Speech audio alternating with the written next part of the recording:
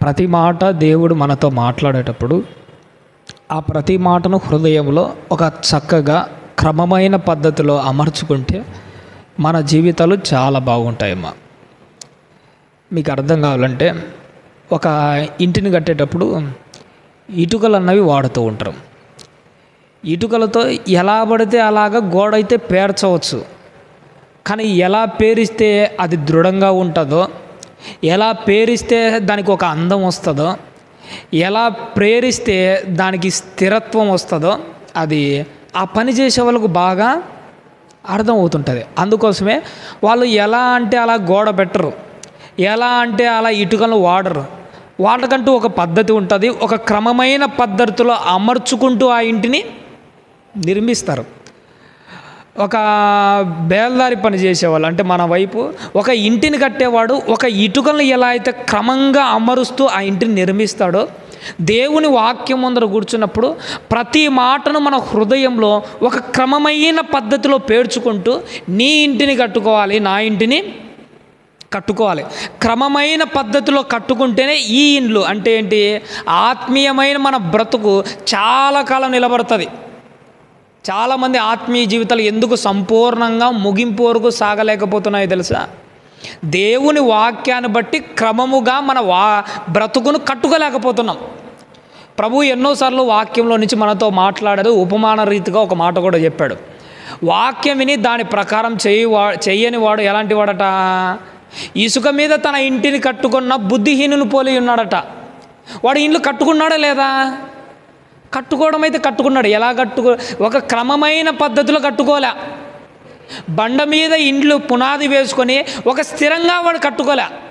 ఒక క్రమమైన పద్ధతి ఏంటంటే బండ మీద పునాది వేసుకోవాలి, ఆ పునాది మీద ఇండ్లు కట్టుకుంటే అది స్థిరంగా ఉంటుంది. ఇది ఒక క్రమం. ఈ క్రమానికి విరుద్ధంగా ఏ విధంగా నువ్వు ఇండ్లు కట్టుకున్నా ఆ ఇల్లు నిలబడదు. దేవుని వాక్యం ముందర కూర్చున్నప్పుడు కూడా ఒక క్రమమైన పద్ధతిలో నీ ఇంటిని కూడా అలా అమర్చుకుంటూ కట్టుకోవాలి. క్రమమైన పద్ధతిలో వాక్యం ద్వారా ఇల్లు కట్టుకుంటే నువ్వు కూడా ముగింపు వరకు నిలబడతావు, నువ్వు కూడా స్థిరంగా నిలబడతావు.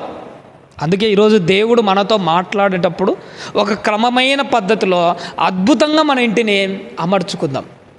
పూలు ఉంటాయి చూసామా, ఏ పూలైనా కానీ అవి చెల్లాచెదురుగా ఉన్నప్పుడు అంతగా మనకు చూడబుద్ధి కాదు. ఒక బుట్టలో ఉన్నాయనుకోండి, చెల్లాచెదురుగా ఉంటే అది చూడబుద్ధి కాదు. అందుకే మన అమ్మ ఏం చేస్తుందంటే ఒక సూదికి ఒక్కొక్క పువ్వును ఎక్కించి ఏం చేస్తుంటుంది, పూలను ఒక క్రమమైన పద్ధతిలో అమర్చు ఉంటుంది. అలా బయట చిల్లర వందరగా పడిన పూలకు ఒక సూది తీసుకొని దారం చేత ఒక క్రమమైన పద్ధతిలో అమర్చినప్పుడు ఆ పూలకు ఏమొస్తుంది తెలుసా? ఒక అందం వస్తుంది, ఒక అద్భుతమైన రూపం మాత్రం ఉంటుంది, చూడాలనిపిస్తూ ఉంటుంది. ఒక పూలను ఎలా అయితే క్రమబద్ధీకరంగా అమరుస్తారో మన హృదయంలో కూడా వాక్యాన్ని అలా చక్కగా అమర్చుకోవాలి. ఎంత చక్కగా అమర్చుకుంటే దేవునికి మన భక్తి అంత అద్భుతంగా కనపడుతుంది. కాబట్టి ఈరోజు మొదటి నుంచి చివరి వరకు ప్రతి మాటను చక్కగా వినాలి, చక్కగా అర్థం చేసుకోవాలి. అర్థం చేసుకున్న దాని హృదయంలో చక్కగా అమర్చుకుంటూ పదిలపరుచుకోవాలని మొదట మిమ్మల్ని అందరినీ ప్రేమపూర్వకంగా కోరుతున్నాను. ఒక చిన్న ఉదాహరణ చెప్తే మీకు వాక్యం అంతా అర్థమవుతుంది, ఆ వాక్యంలో ఉన్న భావం కరెక్ట్గా అర్థమవుతుంది. మనకు పిల్లలు ఉంటారు, స్కూల్లో చదువుతుంటారు. పిల్లలకు స్కూల్లో నేను కూడా ఒక సోషల్ టీచర్, అంటే ఇప్పుడు ప్రస్తుతానికి నేను సచివాలయంలో జాబ్ చేస్తున్నాను, కానీ ఒకప్పుడు నేను ప్రైవేట్గా ఉన్నప్పుడు ఒక టీచర్గా పనిచేసేవాడిని. పిల్లలకు భూమి గురించి పాఠాలు నేర్పిస్తూ ఉంటాం. భూమి గురించి పాఠం నేర్పించడం భూమిని అంతా వాళ్ళకు చూపించలేం కదా. అందుకోసమే మా దగ్గర ఏముంటుందంటే గ్లోబు అని ఒకటి ఉంటుంది. దాన్ని ఏమంటారంటే అది భూమికి ఖచ్చితమైన నమూనా. భూమి ఎలా అయితే ఉంటుందో ఆ గ్లోబు కూడా అలానే ఉంటుంది. ఈ భూమి ఎలా ఉంటుందంటే ఆకాశంలో వేలాడుతూ ఉంటుంది. దీనికి ఒక సపోర్ట్ అంటూ ఏమీ ఉండదు. ఒక వస్తువు ఏదైనా నిలబడాలని అంటే దానికి ఏముండాలంటే ఒక సపోర్ట్ ఉండాలి. మనం డిజైన్గా ఎన్నో వస్తువులు ఆ స్లాబ్కు వేలాడదీశాం. ఆ వేలాడదీయంటే పైన సపోర్టుగా ఏముంది, అక్కడ ఒక దారం ఉంది. దారం ఉంది కాబట్టి అది సపోర్టుగా నిలబడింది. దారమే లేకపోతే దానికి సపోర్ట్ ఏమీ ఉండదు. కానీ భూమి ఎలా ఉన్నదో తెలుసా? ఏ సపోర్టు లేకుండా గాలిలో నిలబడింది. మన భాషలో చెప్పాలంటే శూన్యంలో వేలాడుతుంది. దానికి కింద కానీ పైన కానీ ఎటువైపు ఎలాంటి సపోర్టు లేదు. దేవుని యొక్క సృష్టిలో ఉన్న అద్భుతమైన ఆశ్చర్య కార్యం అది. సృష్టిలో శూన్యంలో నిలబెట్టాడు, గాలిలో నిలబెట్టాడు ఈ భూమిని. కానీ పిల్లలకు మేము పాఠం నేర్పించాడు, గాలిలో గ్లోబు నిలబెట్టలేం కదా. అందుకోసమే ఆ గ్లోబు మధ్యలో ఏముంటుందంటే ఒక చిన్న సూది లాంటిది పెట్టింటారు. ఆ సూదిలో నిలబడి ఏం చేస్తుంటే ఆ గ్లోబు దాని చుట్టూ ఏమవుతుంటుంది, తిరుగుతూ ఉంటుంది. ఇప్పుడు నువ్వు బాగా ఆలోచన చేస్తే ఒక మంచి మాట ఇక్కడ అర్థమవుతుంది. ఒక గ్లోబు తిరగాలంటే దాని మధ్యలో కనిపించకుండా ఒక సూది లాంటిది ఒకటి అది ఉంటేనే ఇది తిరుగుతుంది. కానీ సూది ఎవరికైనా కనిపిస్తుందా గ్లోబులో? ఎవరికి కనిపించకపోయినా దాని యొక్క ఉనికిని గుర్తించడమే పిల్లలకు మేము నేర్పించే పాఠము. భక్తి జీవితంలో కొంతమంది పైకి కనపడే వాళ్ళు ఉంటారు, కొంతమంది కనిపించని వాళ్ళు కూడా ఉంటారు. భక్తి జీవితంలో కనిపించకుండా భక్తి చేసినప్పటికీ మన ఉనికి అన్నది దేవుని దగ్గర ఖచ్చితంగా కనిపిస్తూనే ఉండాలి. ఈ లోకంలో బైబిల్ గ్రంథంలోనే ఎంతోమంది భక్తులు ఉంటారు. పైకి ప్రజల్లో బాగా కనపడే భక్తులు ఉంటారు, కానీ కొంతమంది కనిపించకుండా రహస్యంగా దేవునికి మాత్రమే కనపడే భక్తులు ఉంటారు. పైకి కనపడే విధంగా ఉన్నా కానీ కనిపించకపోయినా కానీ భక్తులు ఎప్పటికైనా భక్తులే. అందరూ మోషే గురించి అందరికీ బాగా తెలుసు, దావీదు గురించి తెలుసు, యేసుక్రీస్తు వారి గురించి తెలుసు, 12 మంది శిష్యుల గురించి తెలుసు, అపోస్తలుడైన పౌలు గారి గురించి తెలుసు. కానీ లోకంలో ఆనాటికి ఈనాటికి చాలామందికి తెలియని వ్యక్తి ఎవరంటే అరిమతయి యోసేపు అని రహస్యంగా భక్తి చేసే భక్తిపరుడు కూడా ఒక ఆయన ఉన్నాడు. ఆయన రహస్యంగా భక్తి చేస్తున్నది ఆనాడు సమాజంలో ఎవరికి కనిపించకపోవచ్చు, ఆ రోజు చుట్టుపక్కల ఎవడు ఆయన గుర్తించకపోవచ్చు, సమాజంలో భక్తిపరుడు అన్న ముద్ర ఆయనకు లేకపోవచ్చు. కానీ ఒక గ్లోబు మధ్యలో సూది ఎవరికి కనిపించకపోయినా దాని ఉనికి ఎలా అయితే కనబడుతూ వచ్చిందో ఆనాడు రహస్యంగా భక్తి చేసిన యోసేపు కూడా అలాంటి వాడే. ఈరోజు నువ్వు నేను నేర్చుకోవాల్సింది ఏంటో తెలుసా? సమాజంలో మనం భక్తిపరులమని లోకంలో ఎవరికి కనిపించకపోయినా కానీ దేవుని ఎదుట మాత్రం నీ ఉనికి కనిపించాలి, నా ఉనికి కనిపించాలి. అలా రహస్యంగా దేవుని పనికి సపోర్టుగా చేస్తూ, వాళ్ళు చేసిన సపోర్ట్ ఎలాంటిదో తెలుసా? ప్రాణాన్ని అడ్డుపెట్టి దేవుని పని కోసం నిలబడిన వాళ్ళు ఎంతోమంది ఉన్నారు. వాళ్ళ గురించి తెలుసుకుందాము. వాళ్ళు చేసిన పని ఏంటి, ఆ పని ద్వారా మనం నేర్చుకోవాల్సిన పాఠం ఏంటి. ఈరోజు ఆ భక్తులు ఎవరు, ఆ భక్తుల ద్వారా నువ్వు నేను గ్రహించవలసిన ఆ విలువైన విషయాలేంటో మనం చక్కగా జ్ఞాపకం చేసుకుందామమ్మ. భూమి మీద సర్వసాధారణంగా ఏదైనా ఒక పని జరగాలని అంటే ఖచ్చితంగా ఒక మనిషి అన్నది అవసరం. ఈ మధ్య పనులు చేయడానికి కంప్యూటర్స్ వస్తున్నాయి, అలాగే రోబోస్ కూడా వస్తున్నాయి. ఒక రోబో దాని పని అది చేయగలదు, కానీ ఒక రోబో పని చేయాలన్నా కానీ ఒక మనిషి ఉండాలి. ఒక పెద్ద ఫ్యాక్టరీలో పనులన్నీ మిషన్స్ చేస్తుంటాయి, కానీ ఎన్ని మిషన్స్ ఉన్నా కానీ మిషన్లు ఆపరేట్ చేయడానికి ఖచ్చితంగా ఒక మనిషి ఖచ్చితంగా అవసరం. అలాగే దేవుడు ఈ లోకంలో ఎంతో పనిని పెట్టాడు, దేవుని పని. కానీ దేవుడు ఏ విధంగా తన పనైనా చేయించుకోగలడు.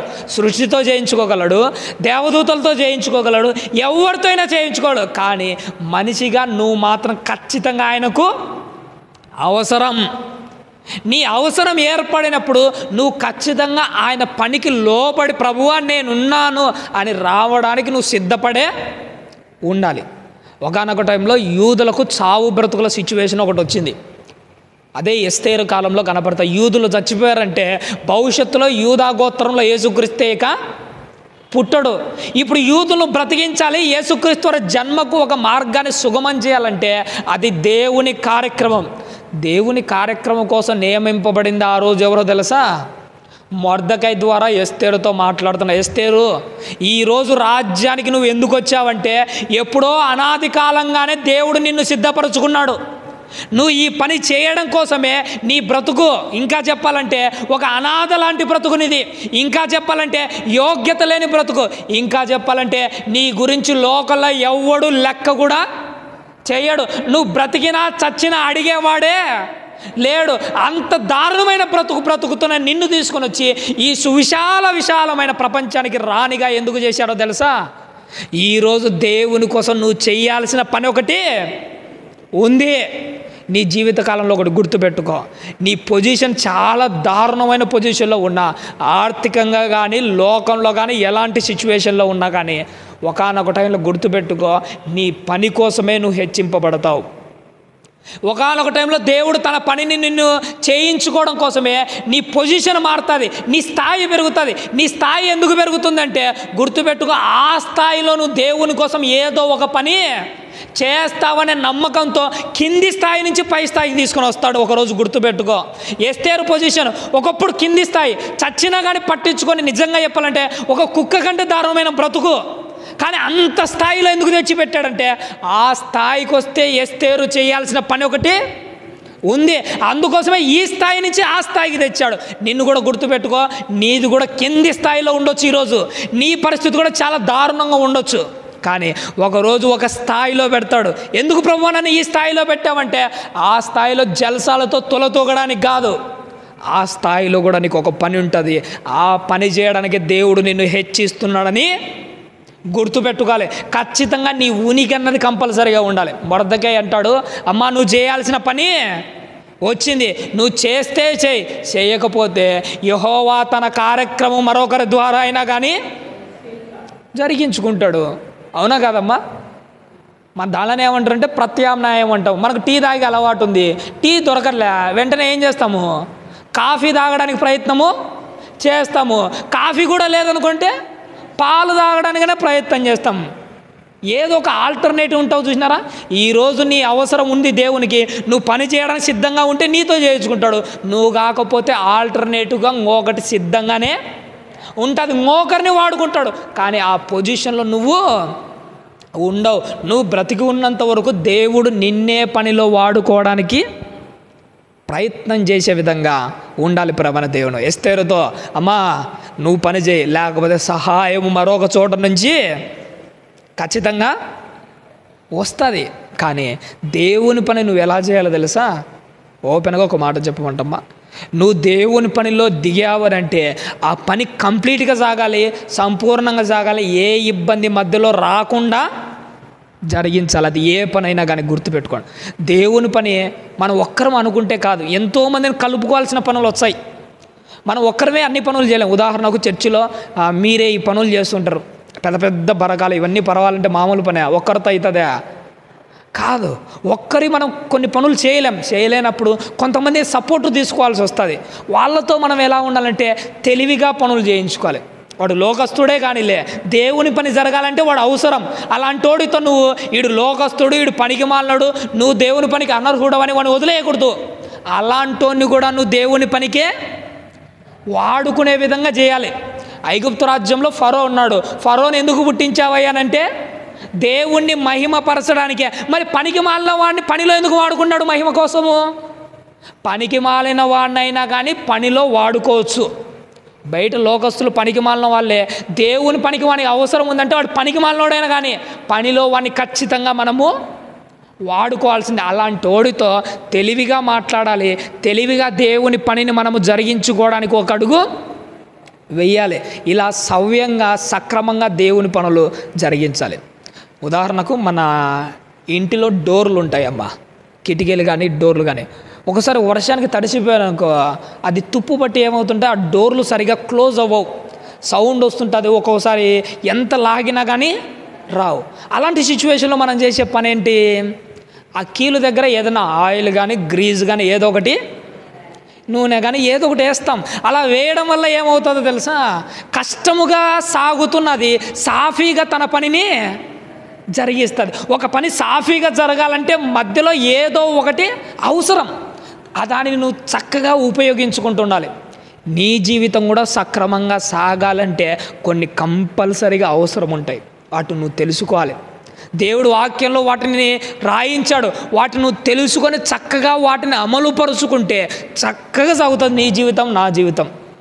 అసలు మన ఆత్మీయ జీవితం అలా సాఫీగా సాగాలంటే మనం ఏం ఫాలో కావాలి, ఏం చేయాలి, ఏం చేస్తే మన ఆత్మీయ జీవితం సాఫీగా సాగుతుంది? వీటన్నిటి గురించి ఈరోజు బైబిల్ గ్రంథంలోంచి చూద్దాము. నిర్గమకాండంలో మొదటగా ఒక మాట రాయబడింది. ఆ మాట చూసుకొని మనం ముందుకు వెళ్దామమ్మా. నిర్గమకాండము మొదటి అధ్యాయము. బైబిల్ ఉన్న వాళ్ళందరూ నిర్గమకాండము మొదటి అధ్యాయము 15వ వచనం నుంచి కొన్ని మాటలను మనము చక్కగా చదువుకుందాము తల్లి. నిర్గమాకాండము 1వ అధ్యాయము 15వ వచనం తల్లి. మరియు ఐగుప్తు రాజు షిప్రా పూయాను హెబ్రీయుల మంత్రసానులతో మాట్లాడి, మీరు హెబ్రీ స్త్రీలకు మంత్రసాని పనిచేయచ్చు వారిని కాన్పు పీటల మీద చూసినప్పుడు మగవాడైన ఎడల అలానే ఏం చేయాలట తల్లి? చంపేయండి. ఆడదైన ఎడల బ్రతకనేయడు. చాలా తల్లి. ఇక్కడ ఇద్దరు స్త్రీలు కనపడుతున్నారమ్మా. మీకు అందరికీ తెలిసిన సందర్భమే, కానీ అందులో మనము ఆత్మీయ జీవితం కోసం తెలుసుకోవాల్సిన కొన్ని విలువైన మాటలు దేవుడు ఇక్కడ మన కోసం భద్రపరిచాడు చాలా రోజుల నుంచి. వాటిని వెలికి తీస్తూ అందులో ఉన్న మాధుర్యాన్ని ఒక్కసారి మనము రుచి చూద్దాం. ఇక్కడ షిప్రా పూయా అనే ఇద్దరు వ్యక్తులు కనపడుతున్నారు. ఈ సందర్భం అంతా మీకు తెలిసినది కాబట్టి నేను అన్నీ డైరెక్టే మాట్లాడుతాను. వీళ్ళిద్దరిని దేవుడు తన పని కోసము నిర్ణయించుకున్నాడు. ప్రపంచంలో మోసే అనగానే అందరూ మోసే గురించి మాట్లాడతారు, అహరోను గురించి మాట్లాడతారు, మహా అంటే మిరియాము గురించి మాట్లాడతారు. ఎందుకంటే భక్తి పరులుగా వాళ్ళే కనపడతారు. కానీ దేవుని చేత ఆశీర్వదింపబడి లోకానికి ఎవరు కనిపించకుండా ఉన్న షిప్రా పూయా అన్నవాళ్ళు కూడా దేవుని చేత ఆశీర్వదింపబడిన కొంతమంది వ్యక్తులే. దేవుడు వీళ్ళను కూడా ప్రత్యేకపరుచుకున్నాడు. దేవుడు వీళ్ళను కూడా సెలెక్ట్ చేసుకున్నాడు. కారణం ఏంటంటే వీళ్ళు దేవుని పని కోసం చేసిన తెగింపు. బైబిల్ గ్రంథంలో ఒక మాట ఉంటుంది భక్తులందరి గురించి. ఏమంటారంటే, మేము ప్రతిరోజు దేవుని పని కోసం వధింపబడడానికి సిద్ధంగా ఉన్న గొర్రెలము అంటారు. అంటే దాని అర్థం ఏంటి? ప్రతిరోజట భక్తులైన వాళ్ళు చావా బ్రతుక, అవసరమైతే చావైతే ముందుకు వెళ్ళాలి, బ్రతుకంటే మళ్ళీ వెనక్కి రావాలి. చావా బ్రతుక ప్రతిరోజట వధింపబడడానికి సిద్ధపడిన గొర్రెలే. ఈరోజు క్రైస్తవులే కాదు, ఆనాడు ఎంతోమంది భక్తులు కూడా దేవుని పని కోసం అడుగేస్తే చావా బ్రతుక అలాంటి వాళ్ళని ఈరోజు మనం చూస్తాం. దేవుని పని కోసం ప్రాణాలను అడ్డుపెట్టి పనిలో ముందుకు వచ్చిన వాళ్ళు వీళ్ళంతా. వాళ్ళు ముందుకు రాకపోతే ఆ రోజు ఆ పని వాళ్ళ చేత జరిగేదే కాదు. వాళ్ళు తెగించి ముందడుగు వేశారు. దేన్ని అడ్డుపెట్టి తెగించి ముందడుగు వేశారో తెలుసా? ప్రాణాన్ని అడ్డుపెట్టి తెలివిగా పనిచేసిన వాళ్ళు వీళ్ళంతా.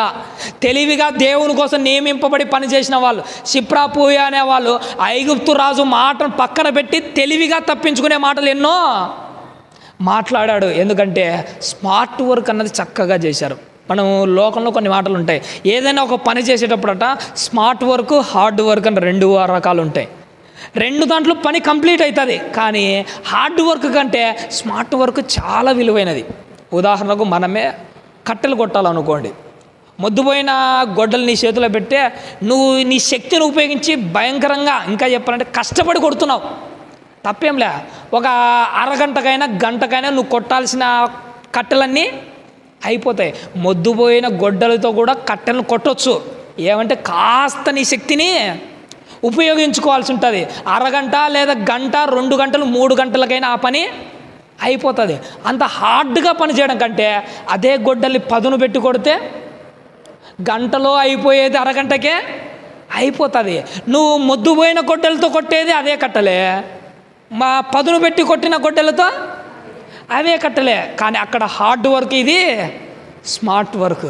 దేవుని పనిలో కూడా కష్టపడే టైంలో కష్టపడండి, కానీ అవసరమైన టైంలో షిప్రా పూయా మాదిరి తెలివిగా స్మార్ట్గా ఆలోచన చేయాలి. ఒక ఎస్తేరు మాదిరి స్మార్ట్గా ఆలోచన చేయాలి. భక్తుల మాదిరి స్మార్ట్గా ఆలోచన చేయాలి. అందుకే బైబిల్ ఏమంటారు, నాయన మీరు పావుల వలె కేవలం నిష్కపటంగా ఉంటే సరిపోదు, పాముల వలె తెలివిగా కూడా ప్రయత్నం చేయాలి. దేవుని పనులను సాఫీగా చేయడానికి ఎన్ని మార్గాలు అయితే ఉంటాయో అన్ని మార్గాలను వెతకాలి. మళ్ళీ చదువుతాలి. షిప్రా పూయా గురించి మాట్లాడుతూ, ఐగుప్తు రాజు షిప్రా పూయాను హెబ్రీ మంత్రస్థానులతో మాట్లాడే సాలమ్మ. ఇక్కడ షిప్రా పూయా అన్న వాళ్ళని ఎవరు సెలెక్ట్ చేసుకుంటున్నారు? ఎవరు? ఐగుప్తు రాజు తప్పుడు పని చేయడానికి సెలెక్ట్ చేసుకుంటున్నాడు. కానీ అదే వాళ్ళనే దేవుడు కూడా సెలెక్ట్ చేసుకున్నాడు. దేనికోసం సెలెక్ట్ చేసుకున్నాడు? తన పనిని జరిగించుకోవడానికి. ఇక్కడ నువ్వు గమనించవలసింది ఏంటో తెలుసా, షిప్రా పూయా వాళ్ళు అనుకుని ఉంటారు మేము దేవుని పనికి ఎలా ఉపయోగపడతాం, మాకు అర్హతే లేదు అనుకుని ఉండొచ్చు చాలాసార్లు, వాళ్ళకి తెలియకపోవచ్చు. నీ జీవితంలో కూడా నువ్వు కూడా ఎన్నోసార్లు ఇలానే అనుకుంటాం, నేను కూడా దేవుని పనికి ఉపయోగపడతానా, నాకు అర్హత ఉందా, నన్ను కూడా దేవుని పనిలో వాడుకుంటాడా, నన్ను వాడుకోవట్లేదు కాబట్టి నా బ్రతుకు ఇలా తయారైపోయింది, నా బ్రతుకు ఎందుకు ఇలా అయిపోయిందని నేను కుమిలిపోతుంటాం. ఇప్పుడు నువ్వు తెలుసుకోవాల్సిన ఒక విషయం ఏంటో తెలుసా, నువ్వు ఎప్పుడైతే పనికి రాదు నేను పనికి మాలను అనుకుంటుంటావో దేవుడు అప్పుడే నిన్ను పనిలో ఖచ్చితంగా వాడుకుంటాడు. ఈ లోకంలో వ్యర్థమైనది ఏది లేదు, ఏది లేదు వ్యర్థమైనది. దేవుడు చేసిన ప్రతి దానికి ఏముంది, పని ఉంది. లోకంలో ఏది వ్యర్థంగా లేదు. మరి నువ్వెందుకు వ్యర్థంగా ఉండావు అనుకుంటున్నావు, మరి నువ్వెందుకు నాకు ఏ పని లేదనుకుంటున్నావు, దేవుడు నన్ను ఎందుకో పక్కన పెట్టాడు నువ్వెందుకు అనుకుంటున్నావు. దేవుడు ప్రతిదానికి పని పెట్టినప్పుడు నీకు కూడా ఒక పని ఉంది, కానీ నీ సమయం రాలేదు ఇప్పుడు అంతే. కానీ నీ సమయం ఎప్పటికీ రెడీగానే ఉంటుంది. నువ్వు తల వంచి ఆయన పనికి లోబడి వస్తే చాలు. థామస్ ఆల్వా ఎడిసన్ అని ఒక ఆయన అంటాడమ్మా. ఈ థామస్ ఆల్వా ఎడిసన్ అని ఆయన ఒక బల్బును వెలిగించడానికి ఎన్ని ప్రయత్నాలు చేశాడో తెలుసా, సుమారుగా 1000 ప్రయత్నాలు చేశాడట. 1000 ఒకసారి వెలిగించాడు, అది వెలగలే. రెండోసారి, మూడోసారి, అరే 100 సార్లు చేశాను కదా ఈ బల్బు వెలగదని వదిలేశాడా. 100 సార్లు, 200, 300, 400, 500 అన్నిసార్లు ప్రయత్నం చేసినా అది వెలగలే. కానీ ఎందుకు పట్టు వదలకుండా దాని మీద ప్రయత్నాలు చేస్తూ వచ్చాడో తెలుసా, కారణం ఒకటే, గట్టిగా ప్రయత్నం చేస్తే ఇది ఖచ్చితంగా వెలుగుతుంది, నాకు తెలుసు దీనికి అర్హత ఉందని. ఒకవేళ దానికి తెలియకపోవచ్చు, ఆ బల్బుకు తెలియకపోవచ్చు, కానీ దానికి అర్హత ఉంది, అది వెలుగుతుందని నాకు తెలుసు. అందుకే 100 ప్రయత్నాలతో నేను ఆపను, 200తో ఆపను, 100తో 200, 300తో ఆపనే. అవి ఎంతవరకు ప్రయత్నం చేస్తావంటే అది వెలిగేంతవరకు నేను ప్రయత్నం చేస్తూనే ఉంటాను. దేవుడు ఎందుకు నీకు పదే పదే వాక్యాన్ని వినిపిస్తున్నాడో తెలుసా, నీకు తెలియకపోవచ్చు నువ్వు వెలుగుతావని, నీకు తెలియకపోవచ్చు నీకు అర్హత లేదని నువ్వు అనుకోవచ్చు, కానీ దేవునికి మాత్రమే తెలుసు. ఆ థామస్ ఆల్వా ఎడిసన్ ఏమనుకున్నాడు, ఎన్నిసార్లు ప్రయత్నం చేసినా ఏదో ఒక టైంలో ఇది వెలుగుతుందని ఆయనకు తెలుసు కాబట్టి అన్ని ప్రయత్నాలు చేశాడు. దేవుడు ఇన్నిసార్లు నీకు వాక్యాన్ని ఎందుకు వినిపిస్తున్నాడంటే ఒకటే ఒకటి గుర్తుపెట్టుకో, నీకు అర్హత లేదని నువ్వు భావించినా ఆయనకు తెలుసు నీ అర్హత ఏంటో. ఇన్నిసార్లు ఎందుకు వాక్యం వినిపిస్తున్నా అంటే ఏదో ఒక టైంలో నువ్వు వెలుగుతావని తెలుసు కాబట్టి పదే పదే ఈ మాటలు నీ దగ్గరికి తీసుకొని వస్తున్నాడు.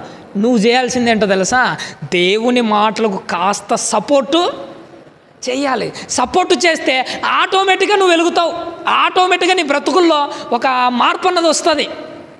డాక్టరు పేషెంట్ ఉంటాడు, పేషెంట్కు ట్రీట్మెంట్ చేయాలి, ఆపరేషన్ చేయాలి, క్రిటికల్ ఆపరేషన్లు కొన్ని ఉంటాయి. అప్పుడు డాక్టర్ బయటకు వచ్చి ఏమంటారంటే, అమ్మా నేను చేయగలిగినంతా చేస్తాను, పేషెంట్ సపోర్ట్ చేసేదాన్ని బట్టి నేను చేసే పని ఆధారపడి. డాక్టర్ ఏమో ఆపరేషన్ చేయడానికి సిద్ధంగా ఉన్నాడు, పేషెంట్ సపోర్ట్ చేయకపోతే ఏం చేస్తాడు, ఏం చేయలేడు. దేవుడు కూడా నీ బ్రతుకును మార్చడానికి సిద్ధంగా ఉన్నాడు. ఇప్పుడు నువ్వేం చేయాలో తెలుసా, వాక్యానికి సపోర్ట్ చేయాలి. వాక్యానికి సపోర్ట్ చేస్తే నువ్వు కూడా వెలుగుతావు, నువ్వు కూడా బ్రతుకుతావు. నీకు కూడా ఒక అర్హత ఉంది, అది దేవునికి తెలుసు కాబట్టి పదే పదే ఈ మాటలు నీకు నాకు వినిపిస్తున్నాడు. అందుకే దేవుడు ఏమని మాట్లాడుతున్నాడు, ఐగుప్తు రాజు మొదట మాట్లాడుతున్నాడు, షిప్రా పూయా అనే ఎబ్రీ స్త్రీ మంత్రాలతో మాట్లాడి, నాయన అమ్మా మీకు కాన్పు పీటల మీద హెబ్రీ స్త్రీలలో మగపిల్ల కనపడితే చంపేయండి, ఆడపిల్ల కనపడితే బ్రతకని. ఇప్పుడు నేను ఓపెన్గా ఒక మాట అన్నా, మంత్రసాని అంటే మీకు తెలుసు కదా తల్లి, మంత్రసాని ఎలా అంటే ఏంటంటే కాన్పులు చేసే వాళ్ళను మంత్రసానులు అని అంటారు. వాళ్ళు మంత్రసాని అనే పనికి ఎందుకు వచ్చాడు, పిల్లలను చంపడానికి వచ్చారా, పిల్లలను బ్రతికించడానికి వచ్చారా?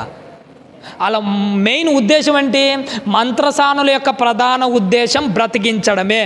కానీ రాజు ఏమని చెప్తున్నాడు, చంపమని చెప్తున్నాడు. చంపుదామని చెప్పినాను మాత్రాన్ని చంపుతారా? గుర్తుపెట్టుకోండి, వాళ్ళు మంత్రసాని పనికొచ్చింది బిడ్డలను బ్రతికించడం కోసమే. వాళ్ళు ఎలా అయితే ఆ పనికొచ్చి ఆ పని చేయకుండా ఉండలేకపోతున్నారో, నీ జీవితకాలంలో ఒకటి గుర్తుపెట్టుకో, అసలు నువ్వు బాప్తీసం తీసుకొని దేవుళ్ళకి ఎందుకు వచ్చావో తెలుసా, నీ భక్తిని బ్రతికించుకొని నలుగురు భక్తి పరులను బ్రతికి తయారు చేయడానికే. ఆ షిప్రా పూయ అనే వాళ్ళు మంత్రసాని పనులకి ఎందుకు వచ్చంటే చంపడానికి కాదు వాళ్ళు వచ్చింది, పిల్లలను బ్రతికించడానికి. బాప్తిజం తీసుకొని నువ్వు దేవుళ్ళకి ఎందుకు వచ్చావంటే మొదట నీ భక్తిని బ్రతికించుకో, నీతో పాటు అవసరమైతే నలుగురిని బ్రతికించు. బ్రతికించడం కోసమే నువ్వు దేవుళ్ళకి వచ్చావు. చావకుండా బ్రతకడమే నీ ప్రధాన కర్తవ్యం. చావకుండా బ్రతకాలి నీ భక్తి జీవితాన్ని. ఈ మధ్యకాలంలో ఒక వారం తర్వాత మనకు అంతర్జాతీయ పర్యావరణ దినోత్సవం అని ఒకటి వస్తుంది. మా కమిషనర్ పోయిన ఒక వారం కిందట ఒక మీటింగ్ పెట్టాడు. మీటింగ్ పెట్టి ఏమన్నాడంటే, మా సచివాలయం కింద ఉన్న ఆర్పిల్ అంటే పొదుపు సంఘానికి సంబంధించిన వాళ్ళు ఉంటారు చూసినారా, అందరిని పిలిపించి ఒక మాట అన్నాడు, ప్రతి ఒక్కరికి ఒక మొక్క ఇస్తాం. ఈ మొక్కను మనం అందరం ఏం చేయాలి, ఒక్కొక్క చోటుకి వెళ్ళి నాటడం. నాటడం యొక్క ప్రధాన ఉద్దేశం ఏంటి? ఒక మొక్కను నాటడం యొక్క ఈ కమిషనర్ ఏం చేశాడంటే మమ్మల్ని అందరూ పిలిపించి సచివాలయం సెక్రటరీస్ను అలాగే ఆర్పీలను మిగతా పొదుపు సంఘానికి సంబంధించిన స్త్రీలందరినీ పిలిపించి, అమ్మ పర్యావరణ దినోత్సవం ఒకటి రాబోతుంది, ప్రతి ఒక్కరికి మేము ఒక మొక్క ఇస్తాను, ఆ మొక్కను మీరే నాటాలి, అది బ్రతికించేంత వరకు దానిని మీరే పోషించుకోవాలని చెప్పాడు. మొక్క నాటడం యొక్క ప్రధాన ఉద్దేశం ఏంటి? నాటి గాలికి వదిలేయడమా? ఆ మొక్కను ఎందుకు నాటుతున్నామంటే దాన్ని పూర్తిగా బ్రతికించేంత వరకు దాని పట్ల ఒక బాధ్యత అన్నది మనం ఖచ్చితంగా తీసుకోవాలి. అంటే ఒక మొక్క నాటడం యొక్క ప్రధాన ఉద్దేశం ఏంటంటే దాన్ని బాధ్యతాయుతంగా పెంచి బ్రతికించడమే నీ ప్రధాన కర్తవ్యం. మొక్కను నాటి ఎలా అయితే బాధ్యతాయుతంగా బ్రతికిస్తామో, ఆత్మీయ జీవితంలో బాప్తీసం తీసుకొని దేవుళ్ళకి వచ్చామంటే ప్రధాన కర్తవ్యం ఏంటో తెలుసా? నీ భక్తిని బ్రతికించుకోవాలి. ఎలా బ్రతికించుకోవాలి? బాధ్యతాయుతంగా కష్టపడి బ్రతికించాలి. బాధ్యత లేకుండా ఉంటే ఈ ఆత్మీయ జీవితం ముందుకు సాగదు. బాధ్యత అన్నది ఖచ్చితంగా ఉండాలి. దేని పట్ల బాధ్యత? కుటుంబంలో బాధ్యత కాదు. నువ్వు చెప్పినా చెప్పకపోయినా పెళ్ళి అయితే సచ్చినట్టు నువ్వు బాధ్యత తీసుకోవాల్సిందే. కుటుంబంలో బాధ్యత తీసుకున్నట్టే ఆత్మీయ జీవితానికి కూడా ఒక బాధ్యత తీసుకో. ఆత్మీయమైన బ్రతుకు కూడా ఒక బాధ్యతను తీసుకో. ఎందుకంటే నీ ఆత్మీయమైన బ్రతుకును బ్రతికించుకోవడమే నీ ప్రధాన కర్తవ్యం. అప్పుడప్పుడు తెలుగులో ఒక మాట అంటుంటారు, గాలిలో దీపం పెట్టి దేవుడా అంటే కుదరదు. గాలిలో దీపంలో ఉన్న ఆ దీపం ఆరిపోకుండా ఉండాలంటే నీ వంతు ప్రయత్నం బాధ్యతాయుతంగా ఏదో ఒకటి ఖచ్చితంగా చేయాలి. గాలిలో దీపం పెట్టి దేవుడానంటే అది ఆరిపోకుండా బాధ్యతగా నువ్వు ఏదో ఒకటి చేయాలి కదా. నువ్వు ఏదో ఒకటి చేయాలి, నేను ఏదో ఒకటి చేయాలి. అలా చేస్తేనే కదా దీపం ఆరిపోకుండా ఉండేది. భక్తి జీవితం కూడా అలాంటిదే. బాధ్యతాయుతంగా కాపాడుకుంటే నీ వెలుగు వేకువ చుక్క వలె ఖచ్చితంగా వెలుగుతుంది. నీ బ్రతుకు వెలుగుతుంది, నా బ్రతుకు వెలుగుతుంది. ఎప్పుడు? బాధ్యత అన్నది బ్రతుకు పట్ల చూపిస్తే. నీకు కూడా ఒక అర్హత ఉంది. ఆ అర్హతను ఈరోజే నువ్వు నేను దేవుని దగ్గర చూపించుకోవడానికి ఒక ప్రయత్నము చేయాలి. అందుకే షిప్రా పూయ అనే వాళ్ళతో రాజు పిలిచి ఏమంటున్నాడు, మగపిల్ల అయితే చంపేయండి, ఆడబిడ్డ అయితే బ్రతికించాడు. ఇక్కడ రెండు ఆజ్ఞలు కనపడుతున్నాయి. ఒకటి రాజు ఆజ్ఞ, రెండోది దేవుని ఆజ్ఞ. రాజు ఆజ్ఞ ఏంటి? మగబిడ్డలను చంపాలి. ఒకవేళ షిప్రా పూయ అన్నవాళ్ళు, ఇక్కడ నుంచి మీరు జాగ్రత్తగా వినాలమ్మా. రాజు ఆజ్ఞ ఏంటంటే బిడ్డలను చంపాలి. బిడ్డలను చంపితే దేవుడు బ్రతకనిస్తాడా? లేదు. పోని బిడ్డను బ్రతికిస్తే రాజు బ్రతకనిస్తాడా? అలా పరిస్థితి ఎలా ఉందో తెలుసా? ముందు చూస్తే నుయ్యి, వెనక చూస్తే గొయ్యి. ముందుకు పోయినా చస్తాము, వెనక పోయినా చస్తాము. బిడ్డలను చంపామనుకో దేవుడు చంపుతాడు, బిడ్డలను బ్రతికిస్తే రాజు చంపుతాడు. ఈ సిచ్యువేషన్ ఎలాంటిదో ఒక్కొక్కసారి మన పరిస్థితులు కూడా అంతే. దేవుళ్ళలోకి వచ్చామంటే ముందుకు పోయినా చావాల్సిన పరిస్థితి వస్తుంది, వెనక్కి పోయినా చావాల్సిన పరిస్థితి ఒకటి వస్తుంది. కానీ ఒకటి మాత్రం గుర్తుపెట్టుకోండి, చావు ఎలాగైనా వస్తుంది. కానీ లోకంలో పడి చావడం కంటే దేవుని వద్దకు వచ్చి చావడమే చాలా గొప్ప ధన్యత. లోకంలో చచ్చే చావుకు విలువ ఉండదు, కానీ దేవుని దగ్గర చచ్చే చావుకు విలువ ఉంటుంది. నీ జీవితకాలంలో గుర్తుపెట్టుకో, నువ్వు చావడం అన్నది పక్క, కానీ లోకంలో పడి చచ్చిపోతున్నావా, దేవునిలోకి వచ్చి చచ్చిపోతున్నావు. షిప్రా పూయ అన్న వాళ్ళకు రెండు సిచ్యువేషన్స్ వచ్చాయి. బిడ్డను చంపామా దేవుడు చంపుతాడు, బిడ్డను బ్రతికిస్తే రాజు చంపుతాడు. రాజు చేతిలో చావడం కంటే కాదు, దేవుని చేతిలో చావడం కంటే రాజు చేతిలో చచ్చినా పర్లేదు, దేవుని ఆజ్ఞ నెరవేరిస్తే మంచిది అనుకొని దేవుని పక్షాన నిలబడిన వాళ్ళు ఎవరో తెలుసా? ఈ షిప్రా పూయా నమాల్. వీళ్ళ గురించి ఒక మాట రాయబడి ఉంటుంది, చదువుతాలి కంటిన్యూగా. అయితే ఆ మంత్రసానులు ఎవరికి భయపడ్డారట? అబ్బా, ఇది జ్ఞాపకం పెట్టుకోవాలి. రాజుకు భయపడ్డారా, దేవునికి భయపడ్డారా? వాళ్ళు దేవునికి భయపడ్డారు. దేవునికి భయపడ్డారు కాబట్టి చావును కూడా లెక్క చేయలే. నీ జీవితకాలంలో ఒకటి ఎప్పటికైనా మర్చిపోవాలి. ఒక తప్పు చేసే ముందు నువ్వు ఎవరికి భయపడాలో తెలుసా? ఖచ్చితంగా దేవునికి భయపడ. ఎందుకు? దేవునికి భయపడకుండా నువ్వు తప్పు చేసావంటే దేవునికి నీకు మధ్య ఒక సంబంధము తెగిపోతుంది. భర్త దూరం అయిపోతాడేమోనని భార్య తన బ్రతుకాలం అంతా భర్తకు విరోధంగా ఎలాంటి మాట మాట్లాడకుండా ఎంత బాగుంటుంది. ఒక మాట మాట్లాడినా, ఒక చేష్టలు ఏదైనా చేసినా, నా భర్త నాకు దూరం అయిపోతాడేమో, నా భర్తే దూరం అయిపోతే నా పుట్టింటికి పోయి అవమానంతో తల దించుకోవాల్సి వస్తుందేమో, అందుకోసమే నోరు జారకుండా ఒకవేళ భర్త ఒక మాట అన్నా, ఒక దెబ్బ కొట్టినా అణిగి మణిగి ఉంటుంది. ఒక భార్య ఎలా అయితే అన్ని విషయాలు అర్థం చేసుకొని అణిగి మణిగి ఉంటుందో, క్రైస్తవులుగా మనం కూడా అలానే ఉండాలి. దేవుని దగ్గర అలానే ఉండాలి. ఎందుకంటే దేవుడు దూరం అయిపోతే దేవునికి మనకు అన్యోన్య దాంపత్య జీవితంలో, అంటే ఇది అన్యోన్యమైన భక్తి జీవితంలో కలపడానికి లోకంలో ఇంకెవడు లేడు. దేవునికి దూరం కాకుండా ఉండడానికి నీ వంతు ఒక ప్రయత్నము చేయాలి. మధ్యలో ఏమి రాకుండా చూసుకోవాలి. దేవునికి మనకు దూరం కాకుండా మధ్యలో ఏమి రాకుండా చూసుకోవాలి. ఏమైనా వచ్చాయనుకో, దేవుడు నీకు కనిపించాడు, దేవుడు నాకు కనిపించాడు. ఎప్పుడైనా మనకు గ్రహణాలు అని కనపడుతుంటాయమ్మా. ఒకప్పుడు దీని గురించి చాలా మన పాతకాలంలో భయపడేవాళ్ళు. గ్రహణాలు ఓయమ్మో ఏంటవుతుందని. ఇప్పటికీ అలాంటి మూఢనమ్మకాలు ఇప్పటికీ ఉన్నాయి. అమావాస్య రోజు మన గర్భిణీ స్త్రీలు బయటికి రాకూడదు, కొన్ని మూఢనమ్మకాలు ఫాలో అవుతున్నారు. దాని వెనకాల ఏం లేదు. దాని వెనక ఉన్న సైంటిఫిక్ రీజన్ ఏంటో తెలుసా? అది మేము పిల్లలకు చెబుతుంటాం. ఇప్పుడు భూమి, సూర్యుడు, చంద్రుడు, ఈ మూడు ఒకదాని చుట్టూ ఒకడు చక్కగా తిరుగుతుంటాయి. పిల్లలు మనం చదువుకునేటప్పుడు మనకు తెలుసు, సూర్యుని చుట్టూ భూమి తిరుగుతుంటుంది, భూమి చుట్టూ చంద్రుడు తిరుగుతుంటాడు.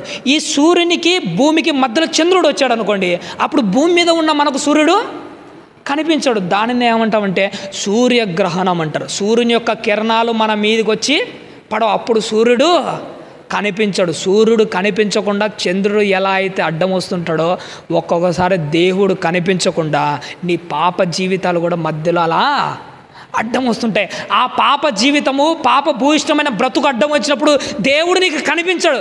కనిపించినప్పుడు గుర్తుపెట్టుకో, నువ్వు నేను కన్ను మిన్ను కాని రాకుండా తప్పు మీద తప్పు చేస్తూనే ఉంటాం. ఒక్కదానితో ఆగదు. దాని తర్వాత తప్పు మీద తప్పు, తప్పు మీద తప్పు, తప్పు మీద తప్పు, ఒకదాని తర్వాత కంటిన్యూగా చేస్తున్నావంటే కన్ను మిన్ను కాని రాకుండా చేసే తప్పుల వెనక కారణం ఏంటంటే నీకు మధ్య గ్రహణం మాదిరి ఏదో ఒకటి వచ్చింది. ఆ వాడు కానీ, అంటే అపవాది కానీ, వాని యొక్క ప్రభావం కానీ నీకు దేవునికి మధ్య వచ్చిందా, ఖచ్చితంగా నీకు దేవుడు కనిపించాడు. భూమికి సూర్యునికి మధ్య చంద్రుడు వచ్చాడంటే చంద్రుడు మనకు కనిపించినట్టు వాడు వచ్చాడంటే నువ్వు నాకు కన్ను మిన్ను కాని రాకుండా తప్పుల మీద తప్పు చేస్తూ ఉంటా. అందుకే దేవునికి నీకు మధ్య ఏమి రాకుండా చూసుకోవాలి. ఎందుకంటే ఏమైనా వచ్చిందనుకో, దేవునికి నీకు మధ్య ఆత్మీయమైన కనెక్షను తెగిపోతుంది. ఎప్పుడైనా దూరంగా కొండలలో, కొండ ప్రాంతంలో మన వాళ్ళు ఎవరైనా ఉంటారు, దూరంగా కొండ ప్రాంతంలో ఉన్న వాళ్ళకి ఫోన్ చేశానుకో, ఒక్కొక్కసారి సిగ్నల్ రాదు. మొబైల్లో మాట్లాడేటప్పుడు మాటలు కట్ అవుతుంటాయి. మాటలు కట్ అయ్యేటప్పుడు మనకు అర్థమవుతుంటుంది వాళ్ళిద్దరి మధ్య ఏం కట్ అయింది, సిగ్నల్ అన్నది కట్ అయిపోతుంది. నువ్వు ప్రార్థన చేసినా కానీ దేవుని దగ్గర నుంచి నీకు సమాధానం రావట్లేదంటే గుర్తుపెట్టుకో, దేవునికి నీకు మధ్య ఒక సిగ్నల్ కట్ అయిపోతుంది. నువ్వు అవుట్ ఆఫ్ కవరేజ్ ఏరియాలో ఉన్నావు. వెంటనే నువ్వేం చేయాలో తెలుసా? సిగ్నల్ వచ్చే ప్రాంతానికి రావాలి, దేవుని వాక్యం దగ్గరికి రావాలి, మందిరాలకు రావాలి, సంఘానికి రావాలి, పరిచర్యలోకి రావాలి, సహవాసంలోకి రావాలి. అప్పుడే నువ్వు మళ్ళీ సిగ్నల్ ఉన్న ఏరియాలోకి వస్తావు. అప్పుడు దేవుడు మళ్ళీ నీతో మాట్లాడడం అన్నది మొదలు పెడతాడు. దేవునికి నీకు మధ్య ఏమి రాకుండా చూసుకోవాలి. ఆ షిప్రా పూయా అనే వాళ్ళని కూడా మధ్యలోకి ఏమి రాకూడదు అనుకుని ఏం చేశారో తెలుసా? దేవునితో సంబంధం కలిగి దేవునికి భయపడి రాజు ఆజ్ఞను వాళ్ళు తృణీకరించాడు. చావైనా బ్రతుకైనా అనుకున్నారు. దేవుని యొక్క మాటకు లోబడ్డాడు, భయపడ్డారు. మొత్తానికి రాజును లెక్క చేయలే. వాళ్ళు అనుకున్నారు, సరే చావడం ఎలాగూ చస్తాం. దేవుని చేతిలో పడి చావడం కంటే రాజు చేతిలో పడి చచ్చినా పర్లేదు, దేవునికి విరోధంగా ఇలాంటి నీచమైన పని చేయకూడదు. నీ జీవితకాలను గుర్తుపెట్టుకో. పాపం చేసే టైంలో ఒక మాట నువ్వు ఎప్పటికీ మర్చిపోకు, చావడం నువ్వు ఎలాగైనా చస్తావు.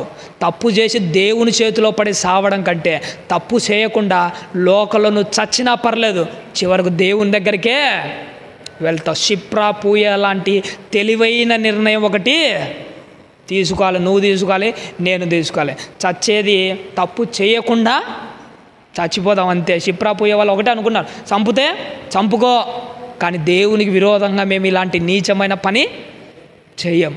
లోకంలో కూడా అపవాది కూడా ఈ తప్పు చేయకపోతే నువ్వు బ్రతకలేవు, నువ్వు కూడా చస్తావంటది. చస్తాం అని నువ్వు చెప్పినట్టు మేము చేస్తామా?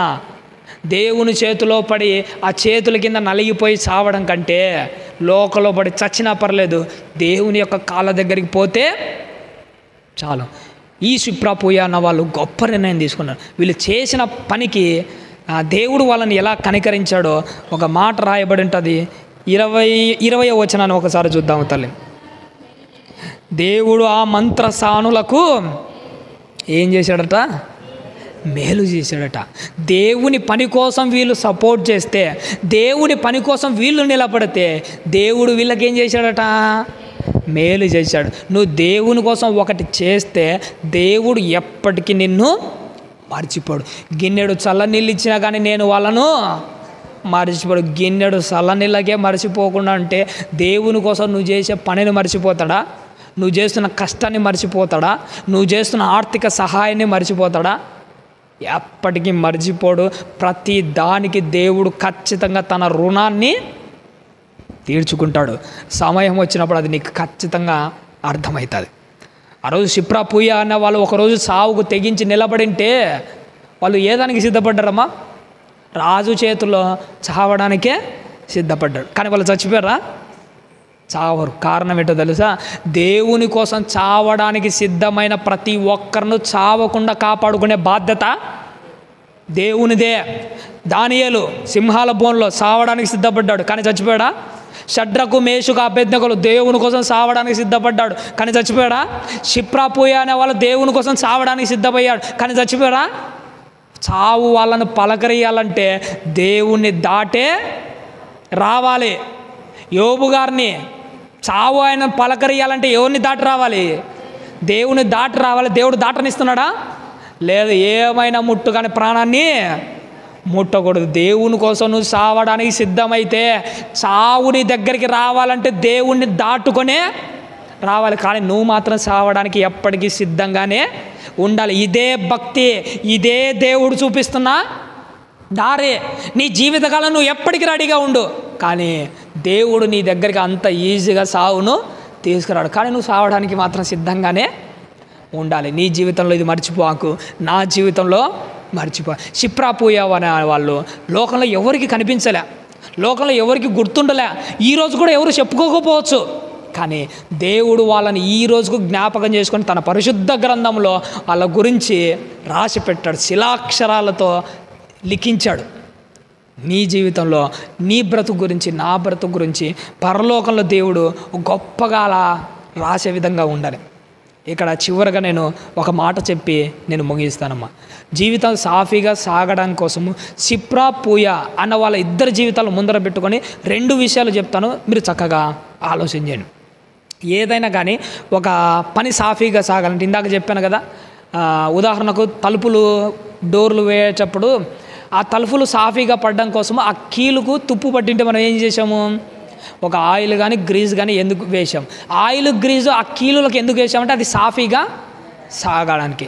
నీ ఆత్మీయ జీవితం కూడా సాఫీగా సాగడానికి 2 ఖచ్చితంగా అవసరం. ఆ రెండిటిను నేను చక్కగా చెప్తాను, మీరు చక్కగా జ్ఞాపకం చేసుకోండి. షిప్రా పూయ అనే జీవితాలు ముందర పెట్టుకొని చూద్దాం. మొట్టమొదటి విషయం ఏంటంటే, దేవుని పని సాఫీగా సాగాలంటే, నీ భక్తి సాఫీగా సాగాలంటే, దేవుని మాట నీ దగ్గరికి రాగానే మొట్టమొదట నువ్వేం చేయాలంటే తక్షణ ప్రతిస్పందన అన్నది ఒకటి ఉంటుంది. వెంటనే రియాక్ట్ కావాలి. దేవుని పని నీ దగ్గరకు వచ్చినా వెంటనే షిప్రా పూయ చంపు అంటనే చంపారా? లేదు, వెంటనే రియాక్ట్ అయ్యారు. దేవునికి విరోధంగా మేము ఇలాంటి తప్పు చేయలేం. ఎస్తేరు దగ్గర ఒక పని వచ్చింది, వెంటనే రియాక్ట్ అయింది. దేవుని పని నీ దగ్గరికి రాగానే నువ్వు చేయవలసిన మొట్టమొదటి ఏంటో తెలుసా? తక్షణ ప్రతిస్పందన, వెంటనే రియాక్ట్ కావాలి. దేవుని మీ మాట నీకు సూటిగా తగిలిందా, వెంటనే నీ బ్రతుకు మార్చుకోవాలి, వెంటనే సిద్ధపడాలి. ఏదైనా నేను చేస్తానని ఆన్ ద స్పాట్లోనే నువ్వు నిర్ణయాలు తీసుకోవాలి. పౌలు గారు వాక్యం చెప్తుంటే అర్ధరాత్రి టైంలో ఆ జైలు అధికారి ఏం చేశాడు? ఆన్ ద స్పాట్లోనే నిర్ణయం తీసుకున్నాడు. నీ బ్రతుకు బాగుపడాలంటే, దేవుని మాట నీకు తగలగానే నీ ఆత్మీయ జీవితం సాఫీగా సాగాలంటే తక్షణమే నువ్వు ప్రతిస్పందన అన్నది చూపించాలి, వెంటనే రియాక్ట్ కావాలి. వెంటనే రియాక్ట్ అయితే ఖచ్చితంగా నీ బ్రతుకు బాగుపడుతుంది. షిప్రా పూయ అన్న వాళ్ళు చేసింది అదే. రెండవది ఏంటో తెలుసా? వెంటనే రియాక్ట్ అయిన నువ్వు నిశ్చలంగా స్థిరంగా చివరి వరకు ఉండాలి. షిప్రా పూయ అన్న వాళ్ళు వెంటనే నిర్ణయం తీసుకున్నారు, చావనైనా చేస్తాము కానీ ఇలాంటి పని చెయ్యమని. ఎంతవరకు నిలబడ్డారు? లాస్ట్ వరకు నిలబడ్డారు. రాజే ఇంకా కాక వాళ్ళని వదిలేశాడు, చూసారా? అంతవరకు నిలబడ్డాడు. దేవుని మాటకు వెంటనే రియాక్ట్ కావాలి. దేవునికి ఒక మాట ఇచ్చిన తర్వాత చివరి వరకు నిలబడాలి. దీనిని ఏమంటారంటే నిశ్చలత్వం అంటారు. ఈ తక్షణ ప్రతిస్పందన, నిశ్చలత్వం అన్నది నీ ఆత్మీయ జీవితం సాఫీగా సాగడానికి ఖచ్చితంగా ఉపయోగపడతాయి. షిప్రా పూయ అన్న వాళ్ళు చేసింది అదే. అందుకే వాళ్ళు నిశ్చలంగా నిలబడ్డారు. దేవుడు వాళ్ళను ఆశీర్వదించాడు. నువ్వు కూడా ఈ రెండు మాటలు గుర్తుపెట్టుకోండి. తక్షణమే ప్రతిస్పందన అన్నది కావాలి. ప్రతిస్పందన అయిన తర్వాత నిశ్చలంగా చివరి వరకు నిలబడాలి. అలా నిశ్చలంగా చివరి వరకు నిలబడితే ఆ షిప్రా పూయ అనే వాళ్ళను దేవుడు ఎలా అయితే ఆశీర్వదించాడో నిన్ను కూడా పరలోక రాజ్యంలో ఆశీర్వదిస్తాడు. పరలోకం కోసమే ప్రయాసపడండి, పరలోకం కోసమే, దేవుని కోసం ఆలోచించండి. అలా మీరు నేను షిప్రా పూయ అన్న వాళ్ళు మనుషులు కనిపించకపోయినా కానీ, మనుషులు మనల్ని గుర్తించకపోయినా కానీ, ఒక రహస్యంగా భక్తి చేసిన, దేవునికి మాత్రమే కనపడేట్టుగా బ్రతికినా కానీ దేవునిలోనే ఉందాం, చక్కగా దేవుని కోసం బ్రతుకుదాం. అలా మీరు నేను మనం అందరం ఉండాలని ఆశపడుతున్నాం. ఆలస్యమైంది క్షమించండి. ఓపికతో విన్నందుకు మీకు అందరికీ నా నిండు మనసుతో వందనాలు తెలియజేస్తూ ఈ మాటలు ముగిస్తున్నాను.